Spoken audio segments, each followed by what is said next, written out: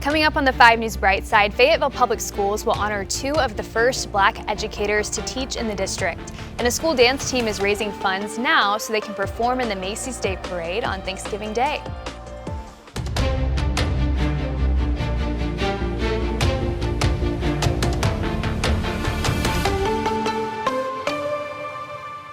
Well, thanks for joining us for the 5 News Bright Side. I'm Morgan Wrigley. Fayetteville City Hall is about to look a little different as a new generation is getting ready to take a seat at the table. 5 News reporter Jada Daniels spoke with the city council member-elect who is making Fayetteville history.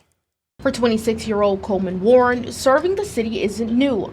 He's been on Fayetteville's Park and Recreation Advisory Board and Arts Council, and now he's running unopposed.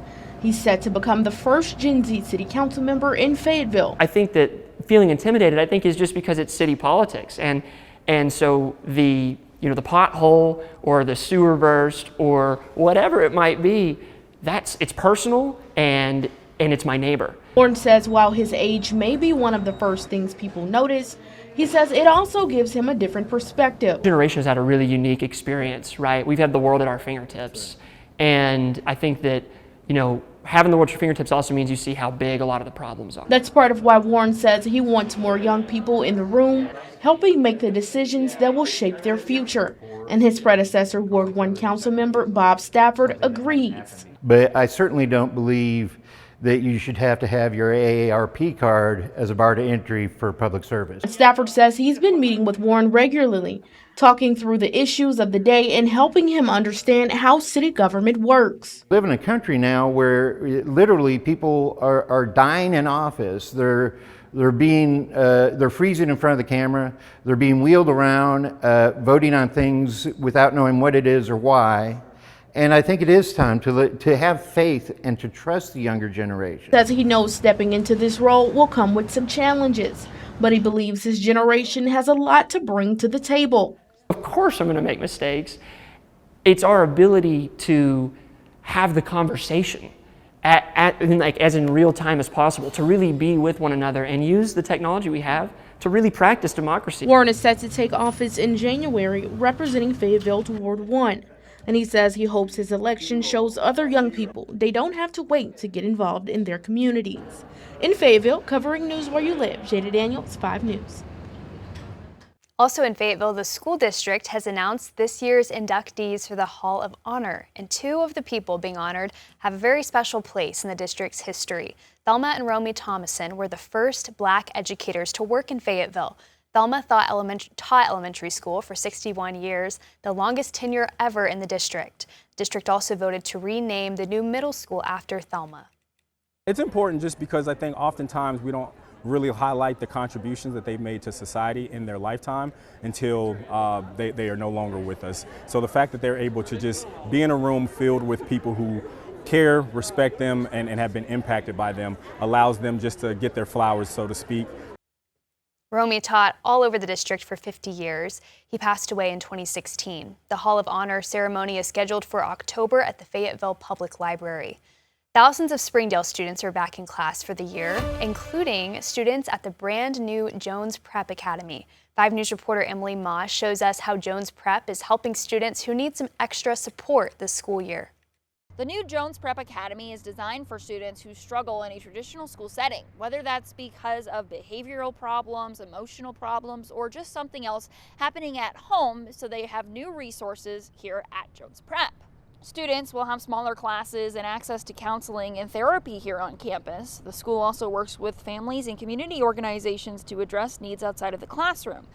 This isn't a school parents directly enroll their child in. A referral typically starts with a counselor, administrator, or teacher at the student's zoned school. Jones Prep then reviews whether the program is a right fit with the student's parents. There's no set length of time students will attend, but the ultimate goal is for kids to eventually return to a traditional classroom once they're ready. All students have different specific needs, and we just want to meet them where they are and support them in whatever that looks like. And so every day is a new day, and no child is defined by one moment, one diagnosis, one behavior. We just want to meet them where they are and support them. Jones Prep also plans to open a family resource center once the school year gets going, and they also hope here at Springdale Schools to expand this program beyond the district after a few years. In Springdale, covering news where you live, Emily Moss, 5 News. And a local barber shop is helping kids get ready for the classroom with school supplies and a fresh haircut. 5 News reporter Lauren Spencer went to Cut Close Barbershop to learn more about the impact of this yearly tradition. I got an appointment to get their hair done tomorrow. Carlos Morgan owns Cut Close Barbershop. When I first opened the barbershop, I was going to do everything I could to give back to the community. And every year, just before school starts, he does just that. We give backpacks away, give food, and all around good time, and haircuts as well, for like $10. For 18 years, Morgan has welcomed families into Cut Close, helping them trim down some of the cost of getting ready for a new school year. More than 60 kids typically come through for a fresh look. There's nothing better than getting your hair done or your hair cut before you go to school, so when you can go in, you can feel good, you can learn good. What's kept him doing this event after all that time is what parents say after their child is done in the chair. Oh, thank you so very much. We needed this. We needed the help for the backpacks and stuff like that.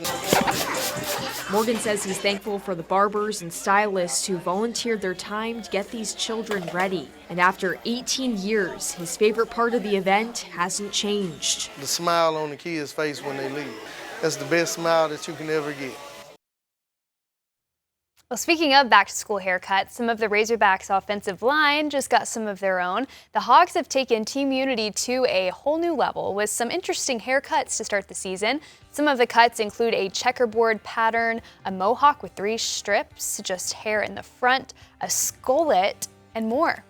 When we come back, we'll give you an inside look at the newest business at the Walmart Home Office campus, and we've got the latest on 7 Brew's new mobile app. That's all after the break.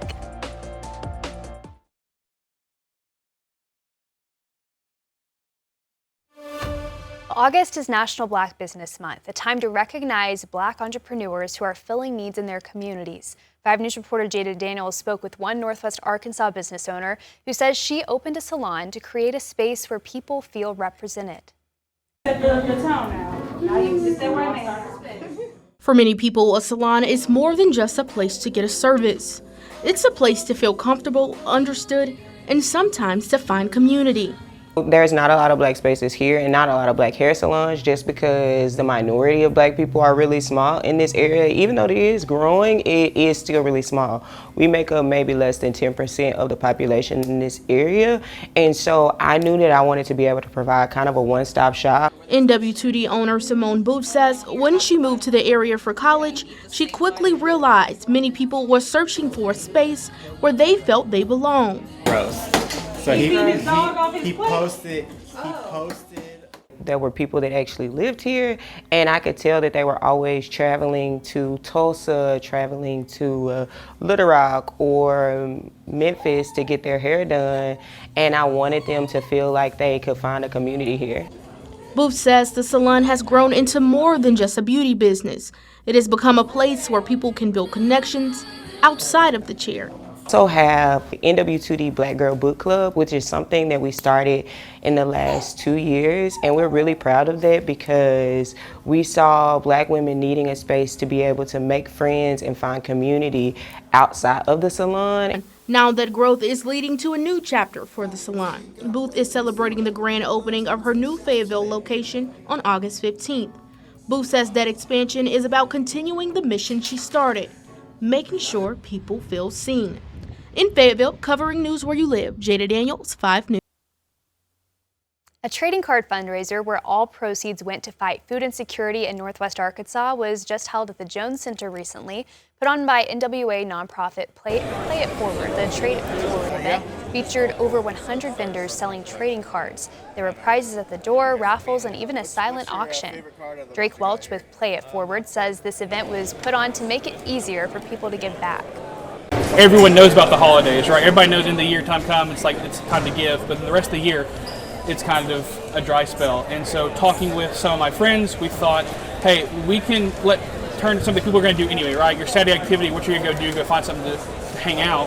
Let's just have like people to go do something they're going to do anyway, but find a way to give back. And so it's just removing the barrier for people to get into giving. The event was completely free to the public, with vendor fees going towards the fight against food insecurity.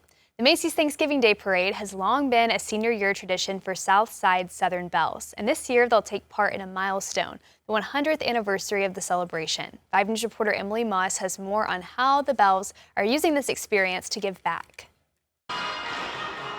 For Southside Southern Belles, Carly Russin and Hadley Clifton, senior year comes with a long-awaited dream. This Thanksgiving, they'll perform in New York City in the 100th Macy's Thanksgiving Day Parade. It's like a tradition that we've had for so many years down throughout all of Belles, and so it's just like it being the 100th year just makes it even more special. It's something I've looked forward to since making the team sophomore year, and especially with it being the 100th Macy's Day Parade, it's even bigger of a deal than it normally would be. The senior Belles are raising money for the trip through community partners and fundraisers.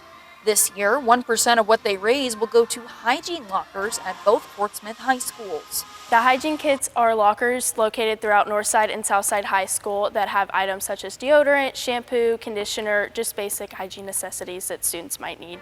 With their turn on the parade route still ahead, the Belles say how they get there matters too. Just anything helps, because obviously we want to go to New York, but we also want to support our community that helps us get there. In Fort Smith, covering news where you live, Emily Moss, 5 News. Well, Walmart's new home office in Bentonville continues to expand. It celebrated the opening of a new flyaway brewery location. 5 News photojournalist Sam Reed was there as the first keg was tapped and gives us an inside look at the celebration. So Flyway is an Arkansas company. We're an outdoor-centric based brand. So our motto is life is best lived outdoors. Whether it be hunting or fishing or sporting events, whatever it is, we like to live outside. And so there's a lot of mural and nature themes going throughout our locations. All right. We have beer. I would say that Walmart chose us more so. We were given the opportunity and we took it. Northwest Arkansas is one of the most growing areas in the country. We have a location in Fayetteville, so it makes sense to add another one in Northwest Arkansas. In this location, we'll have 16 different beers on tap. 5 or 6 of them are pretty much standard staples, and the other 10 or so will rotate almost on a weekly basis. You'll find one of our differentiators is we have some wild game flair. We have duck tenders, we have venison burgers, we have bacon wrapped quail sliders. So we're a fresh food scratch kitchen. Our beer is made fresh. Most of it you're going to be drinking is less than 3 weeks old from the time it was kegged to the time it hit your pint. Well, Best Friends Pet Resource Center in Bentonville celebrated its new Little Free Library with a ribbon-cutting ceremony. The book exchange is part of an effort to build community, inspire readers, and expand book access across the area. The celebration saw pet-centric crafts, an indoor market, opportunities to read to cats in the free roaming cat rooms, and of course, plenty of opportunities to meet adoptable cats and dogs. We felt like it was important to contribute to our community, and a Little Free Library seemed like a really great way to encourage literacy, to encourage kids to pick up books. We get a lot of kids through the center and give that back to the communities. The library was built by Habitat for Humanity volunteers. It's located in the lobby of the Best Friends Pet Resource Center in Bentonville. 7 Brew fans have been asking for it for years, and now the wait is finally over. The coffee chain launched a mobile app allowing customers to order ahead, reorder favorites, find the nearest 7 Brew stand, access the secret menu, and track their rewards. The company says orders won't be started until you're in the drive-thru line so that your drink is fresh when you arrive. Well, thank you for joining us for the 5 News Bright Side. We'll see you next week.